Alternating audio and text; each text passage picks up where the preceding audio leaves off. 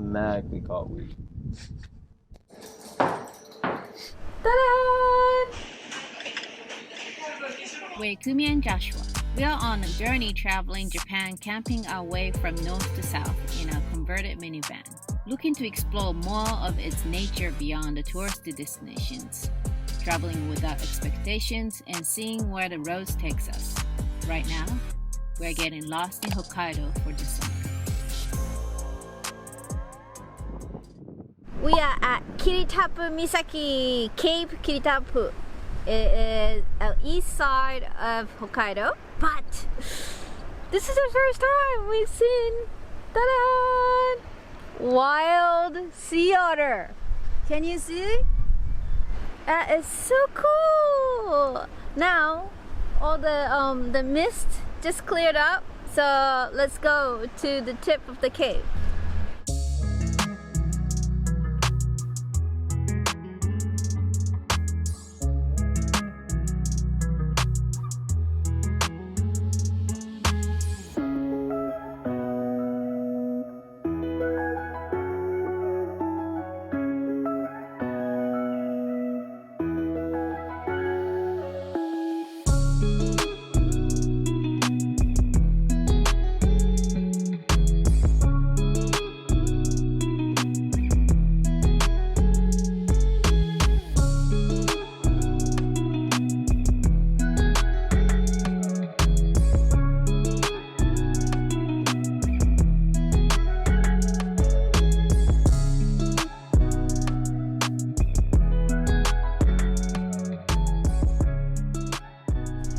How was the flight, Boo? That was a good flight. I was nervous because there's a breeze that's blowing me a little bit, but it was dope. It was a good shot. Are you cold? Yeah, pretty freezing. Yeah. It's very chilly. It's starting to get foggy again. So why is this lighthouse famous? Back then, it had the latest Lighthouse technology? lighthouse technology. Yeah, that's what it says. But since then, they never changed the equipment, so... We flew the drone at a perfect time because, as you can see, that fog is coming back in thick. I put the piece of bread behind me, so That's the make only sure way I come back. Only way I can find you.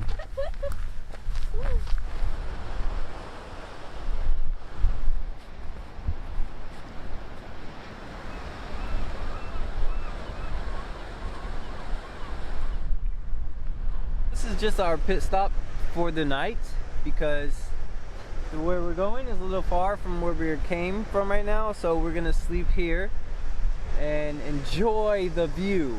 But tomorrow you can't really see it because of the fog. That is the furthest tip of the east side of Hokkaido, and right here on the map, let me show you right now, aka baby, pull up the map, pull it up, show them on the map. Okay, good, there you go. You see right there, that is the furthest east of Hokkaido, and we will go there. We'll go there tomorrow.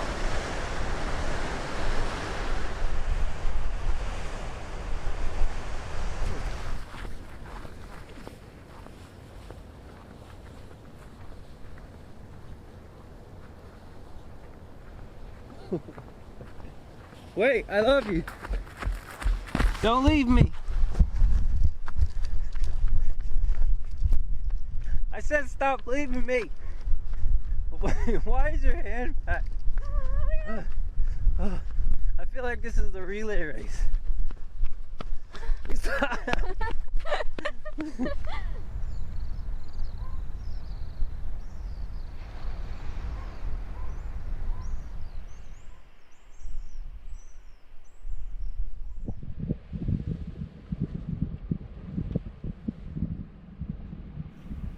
I'm going to cook rice tonight. It's been a while. We haven't eaten rice for a long time.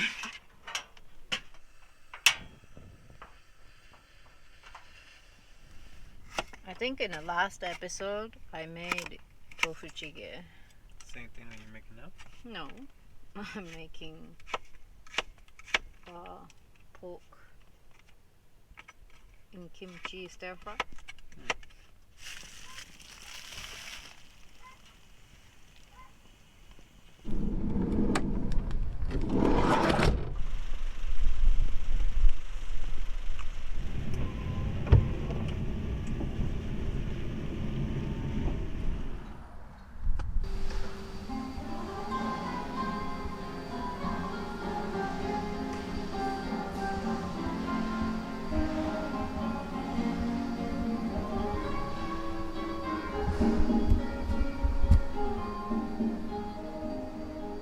Since Russia's occupying the 4 islands of Japan, this is I guess the center where they kind of tell that history, shed light on it, and I guess they call it exchange, meaning in talks with Russia, figuring things out. But the first thing that's so striking is around the center. It kind of teaches you and shows you Russian culture. You would assume that they would mainly be talking about the lost culture of the Japanese aspect of those islands and not the Russian culture of it. Very interesting. This is where we are right now. So these are like the groups of small islands. That's as one. They consider that as one. 1, 2, 3, and 4. Those 4 islands have been occupied since after the World War II. From here to the first one that's occupied, it's only 3.7 kilometers away.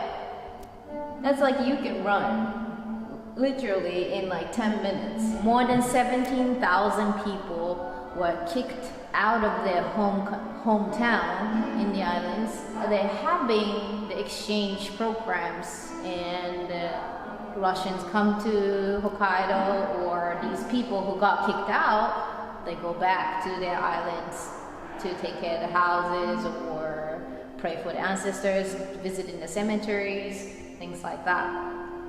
But then it just doesn't really make sense that we need passport or some kind of like immigration clearance to go there, even though there were Japanese people living there. It's quite upsetting. So long ago that happened, right? So most of them died, and right now there are only 5,000 to 6,000 people still alive in Japan.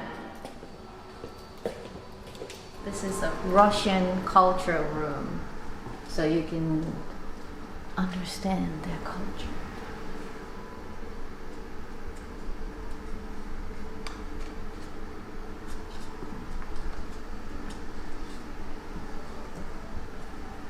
Oh, you can even listen to some Russian music.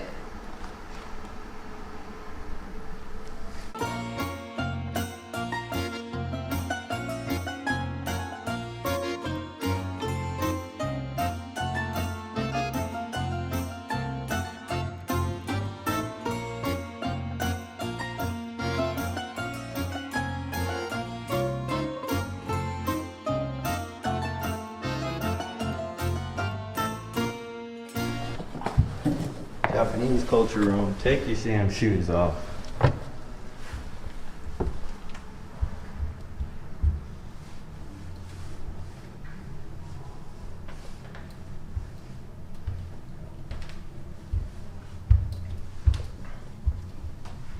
Oh, look at this small. It's a small girl. I can go through. Jeez. Is this normal?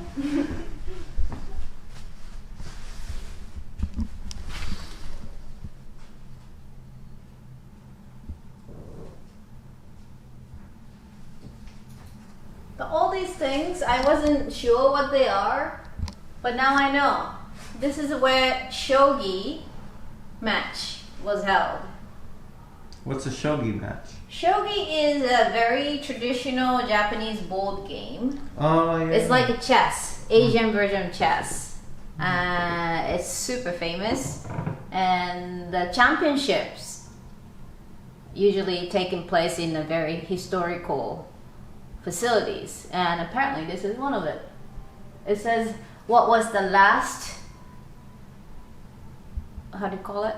The last move. It's written here. Oh, that's the card of the moves they made? Yeah, exactly. Huh. History of the local islands. I'm sure there were many Ainu people who lived there. The indigenous Hokkaido people are called Ainu. and they have their own culture, own language. They're very similar to Eskimos in Alaska. They're probably like blood brothers and sisters. In the 19th century, there were like trades going with Russia and Japan through that area. They were doing right. They were doing great. Oh, before the war. As a result of the 1875 treaty for the exchange of Sakhalin for the Kuril Islands, it was agreed that all of Sakhalin Island shall be delivered to Russia, and the 18 Kuril Islands, north from Urup Island to Shumshu Island, shall become the territory of Japan. As negotiations between Japan and the United States of America deteriorated, Japan entered a state of war against the Allied powers, including the United States of America and the United Kingdom. But as the war dragged on, Japanese forces suffered from repeated defeats. On August 8, 1945, the end of the war, the Soviet Union canceled the then valid Japanese-Soviet Neutrality Pact and declared a state of war against Japan. The Soviet Union started the invasion of the Kuril Islands 3 days after the termination of the war on August 18th. Then the Soviet forces occupied Shumshu Island on August 24th. Matsuwa Island on the 26th. Eitorofu on the 28th. And during the 5 days from September 1st, Kunashiri, Shikotan, and Habamai Islands, disarming the Japanese forces. Among the residents of the 4 islands, some of them escaped with only the clothes they happened to be wearing, while others could not abandon the place where they had long lived and decided to stay. However, in the 3 years from 1947 through 1949, all Japanese residents on the 4 islands were forced to move to the Japanese main islands.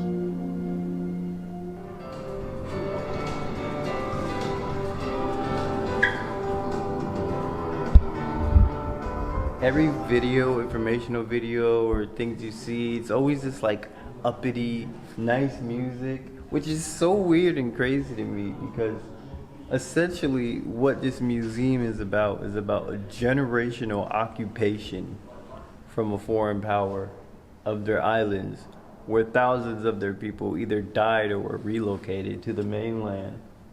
And they're being so friendly and casual about it. Maybe because it's been so long, it's just part, I guess. It's not as fresh, but still, this is a generational occupation. And it's so casual. It's very weird. And the only thing in the back of my head is, when is Japan gonna get their islands back? So that big bridge, I think it's supposed to be the connecting of the 4 islands, right? It's just a symbol. A symbol connection of the 4 islands. It seems like a tourist attraction. It is. Like it's just seeing... trying to be too friendly. Not the political or military level, but the people's level. I understand they want to just exchange culture and understand each other. But that's not going to do anything if you want to get the land back or get the islands back. I actually only learned about the Russian occupation of the islands through Ikumi. But what I further learned in the museum, that there actually was a truce. There was a mutual understanding between Russia and Japan, and they were cool. I mean, they had problems, but at that time they were cool. And then when World War II started with the U.S., after they did what they did to Japan, Russia saw the opportunity and just ended the treaty automatically while Japan was weak and took over full control of their islands. So they even did it in a more disrespectful way. Very vulnerable time of the year. A very vulnerable time when they already had a peace treaty. It's very interesting to see the image that Japan gives towards this occupation, where you just see people coming here, taking nice family photos. I would assume that all Japanese people would hate this shit. That's what I would assume. How I would feel if I was a Japanese person living here. I just don't know how much of the Japanese people care about this. Because if they care, we should have done already something or talk about it or speak up. I know people are speaking up, only like a very, very tiny bit of people. I think it is the biggest issue right now that people don't speak up about anything. They just follow rules and they feel okay about it. They feel good about it, that they're like role model citizens. But that's not how the world works. Only the people who's seeing beyond the rules and change rules, they are the one creating something new and changing the world. So if you're only following rules and living in a little square box that somebody created, actually there's no box there, there's no world there, there's just imaginary boundaries that you created. And it's not only about the land that they occupied. More land they have, especially the islands in the sea, that means they have bigger sea territories that they can fish in the sea. You know, that's how much we lost as a Japan. Not just the people, the ancestors, they cannot go back. That's not only the thing. It's just ongoing fishery is also the problem. If you've been following us, you already know. Sometimes on our channel, because we're going everywhere, right? We're not just trying to explore the fun, beautiful, cool things. We are natural, curious explorers in all things, right? So sometimes we'll talk about things that aren't really a hot topic. Shit's real around the world. Sometimes there's some terrible things that happened or are happening. Yeah, and we talk about stuff too. Everything, controversial things. We like to explore, we like to learn, because I think a lot of people, they try to steer clear from stuff. But we're just living our life, and we're learning and we're exploring, and sometimes through that there's controversy, and it is what it is. Speaking up, telling people how you feel about it, honestly, that's going to change something.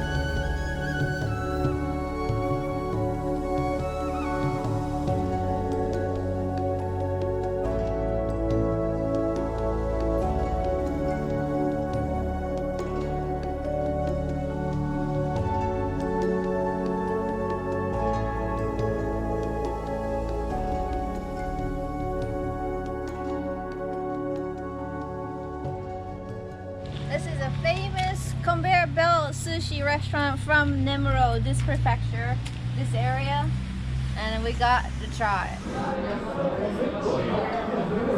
珍しいレモンになります。日本英語メニューありますか？あります。あ、じゃあ2つお願い。I don't know what ゲンゲ汁 is.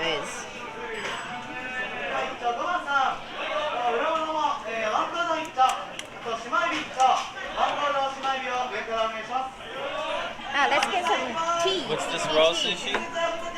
Let's take some tea. Making tea.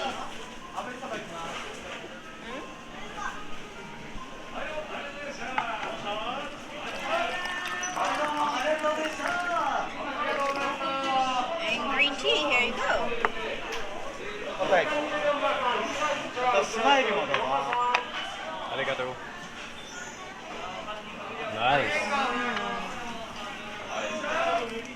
So there's different color dishes, meaning different price. What's this? Wow, I don't know. This is the mystery sushi.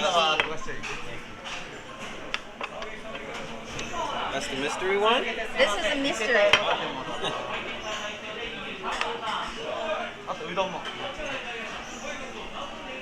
This looks good.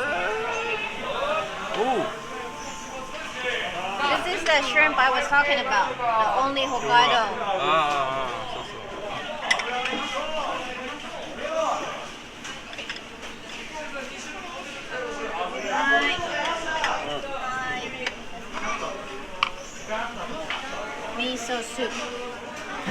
little bit pickled mackerel. Pickled mackerel. Itadakimasu. Itadakimasu.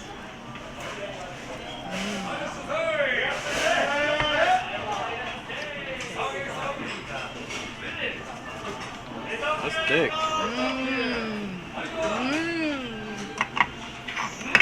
Good?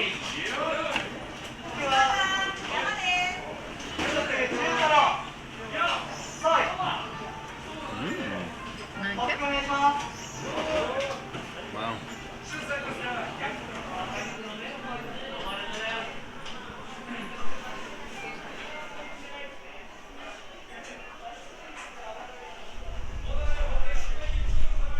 Nice exhale. Just be careful with all the bugs flying around. It's crazy. They're lethal. They are.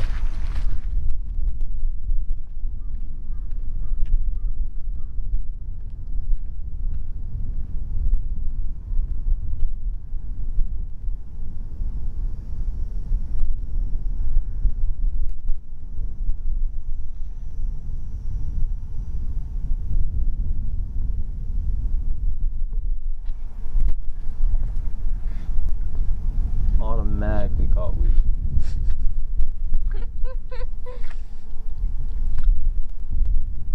Literally, automatically.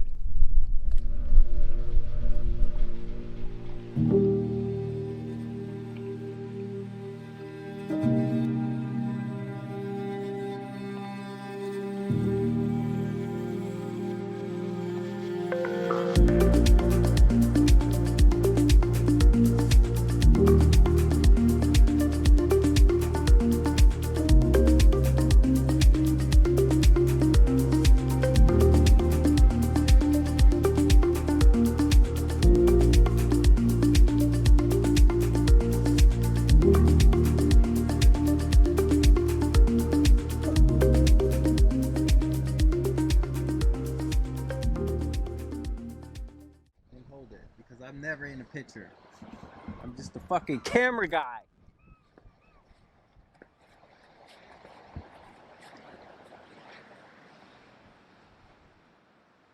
Your ass is looking good.